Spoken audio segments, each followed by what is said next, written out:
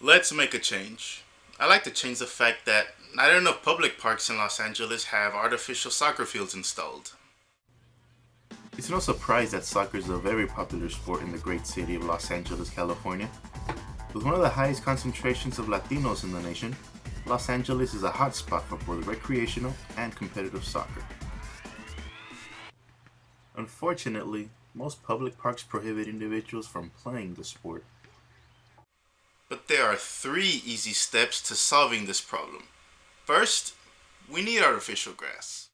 The few parks that do allow soccer games have grass fields usually in terrible condition. Incidentally, many parks in LA make little effort to repair and maintain the grass.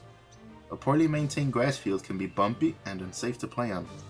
This can easily cause a severe ankle or knee injury, both of which I have witnessed and suffered as a result of playing on worn out grass fields. I grew up playing in parks with disastrous fields and even injured myself a number of times, but that didn't stop me from playing. Those who truly have passion for the sport will play under any circumstance. An easy win-win solution would be for the Department of Parks and Recreation to have artificial grass fields installed at public parks with unplayable grass fields. The few artificial grass fields that do exist are usually closed to the public and require paid reservations for use.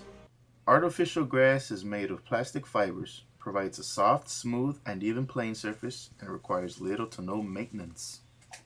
Second of all, we save money. Though the installation of an artificial grass field is pricey, it would save an individual park at least $400,000 over a 20-year period. An artificial grass field can withstand all types of weather conditions and have a very long lifespan. And finally, we need to let our local politicians know what we want. I wish to encourage other avid soccer players or anyone who wishes to practice an activity on an even grass-like surface to ask their local government to install more artificial grass fields. Something as easy as a phone call or an email is enough to grab their attention. With enough requests, the Department of Parks and Recreation will probably take action. Soccer is practically a religion amongst most Latinos, and I want for them and all those who enjoy playing the sport to play it properly and safely.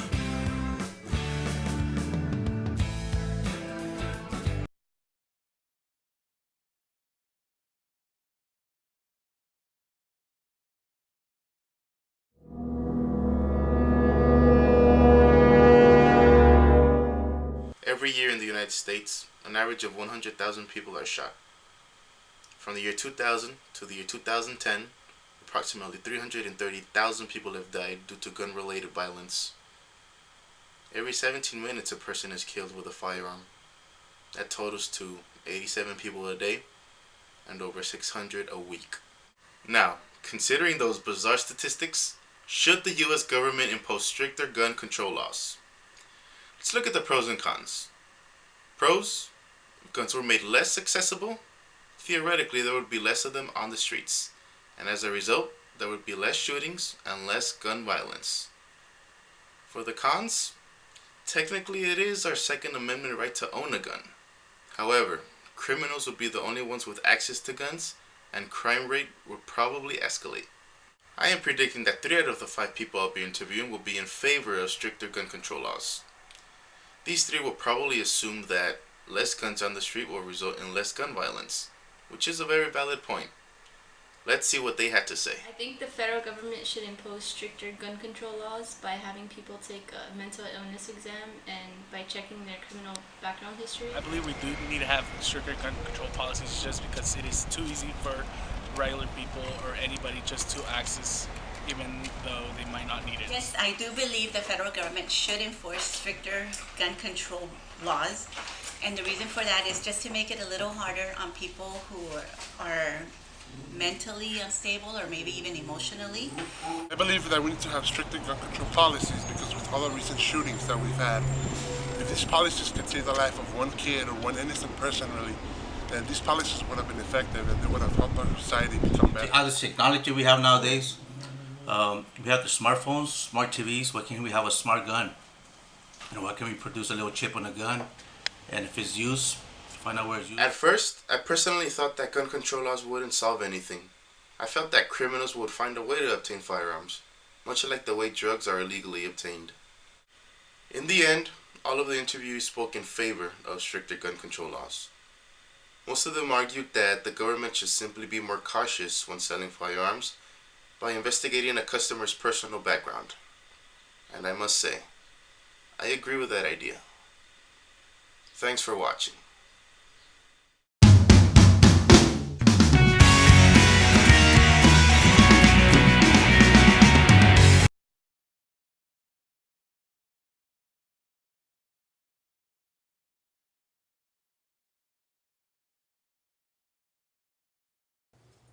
I remember when I forever quit the sport of baseball. It was on an ordinary Sunday morning in the spring of 2001. I had a Little League baseball game that day. Now, skipping ahead to the exciting part, it was my third time at bat. The first pitch was a swing and a miss. On the second pitch, I was only tempted to swing. On the third pitch, however, things took a turn for the worse. There's no way to sugarcoat it. I got hit square in the face.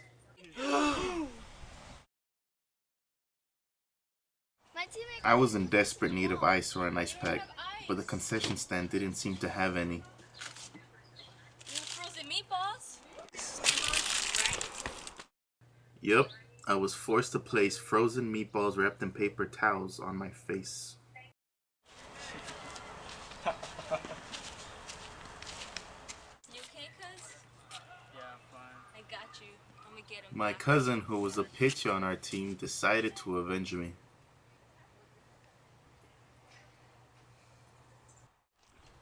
When the pitcher who had hit me stepped up to the plate, she pitched the ball straight at his back. I'm not sure if the kid intended to hit me, but watching him suffer sure made me feel better. I kept the frozen meatballs on my face until I got home. Luckily, the swelling had reduced, though I was left with a black eye. I got hungry after a while, but I couldn't find anything to eat. I took a long look at the frozen meatballs that had thawed by then.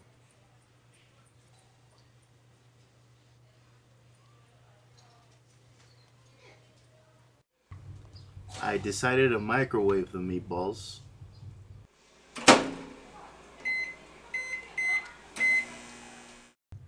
And I gobbled them up. They were delicious.